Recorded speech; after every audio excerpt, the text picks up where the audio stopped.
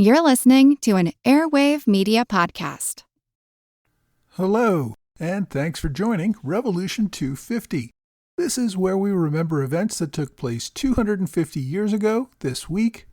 It's a short bonus episode from the American Revolution podcast to remember these important anniversaries from the Revolutionary War. This week, we remember the Continental Congress's vote for American independence, which took place on July 2nd, 1776. In early June of 1776, Virginia delegate Richard Henry Lee introduced the resolution that the colonies should be free and independent states. Congress quickly tabled the question so that delegates could go home and get permission to vote for it. On July 1st, 1776, the Continental Congress finally sat down to debate independence. The New England states were already on board to vote for independence. Among the southern states, only South Carolina was in question, mostly because the delegation's leader, Edward Rutledge, had concerns about voting for independence. The middle colonies were the most problematic. Maryland and New York had given clear, unequivocal instructions to oppose independence. The majority of the Pennsylvania delegates opposed it, and New Jersey and Delaware seemed like they could go either way. As debate began that morning, supporters of independence got a boost when an express rider arrived from Annapolis to say that the Maryland delegates could support independence. The debate took place under a parliamentary procedure known as the Committee of the Whole. Basically, the entire Congress sat in committee so that they could discuss things more informally than they would in a full session of Congress. Benjamin Harrison sat as the committee chair rather than Hancock, who was the president of Congress. John Dickinson of Pennsylvania spent most of the day arguing against independence. At the end of the day, the delegates took an informal poll. Only 9 of the 13 states were ready to vote for independence. New York, Pennsylvania, and South Carolina voted no. New York, of course, still had instructions that prevented their delegation from voting otherwise.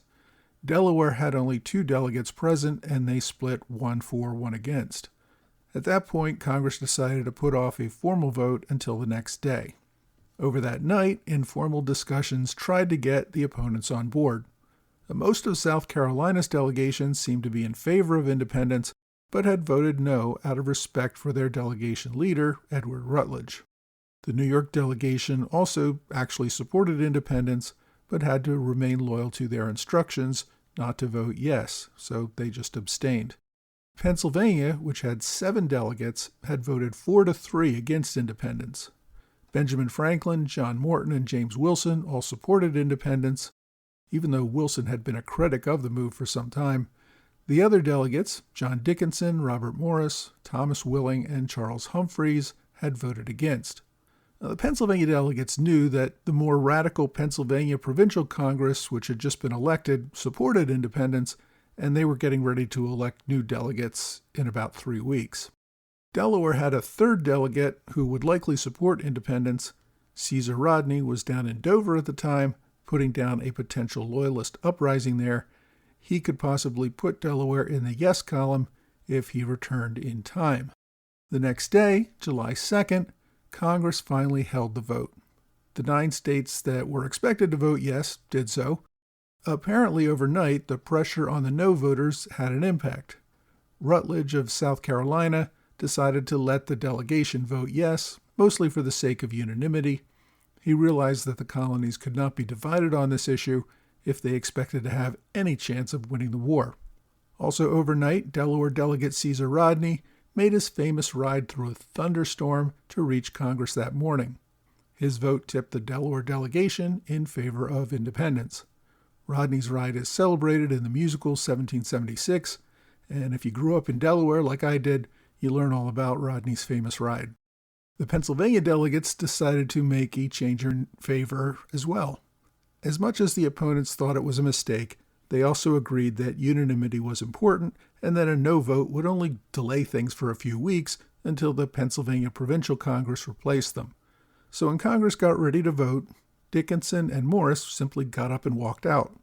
They did this deliberately, knowing that it would allow the Pennsylvania delegation to vote 3-2 in favor of independence. They didn't want to change their personal votes, but again they agreed that unanimity was important. In the end, only New York abstained, leaving 12 colonies voting for independence and none opposed. New York, once it realized that it was the one holdout, finally voted to allow its delegates to vote yes, but that happened later on July 9th. Congress got word of New York's change of heart the following week, and that made the vote unanimous. For Adams, this vote was the victory that he had sought for so long. Not the wording of the Declaration itself, it was the vote for independence. On the day following this vote, July 3rd, he wrote to his wife Abigail saying, "The second day of July, 1776, will be the most memorable epoch in the history of America. I am apt to believe that it will be celebrated by succeeding generations as a great anniversary festival. It ought to be commemorated as a day of deliverance. By solemn acts of devotion to God Almighty, it ought to be solemnized with pomp and parade, with shows, games, sports, guns, bells, bonfires, and illuminations, from one end of this continent to the other, from this time forward, forevermore." I hope you've enjoyed this Revolution 250 moment. For more on the story, check out episode 98 of the American Revolution podcast at blog.amrevpodcast.com.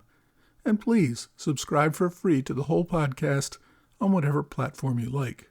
Thanks again for listening to this Revolution 250 moment on the American Revolution podcast.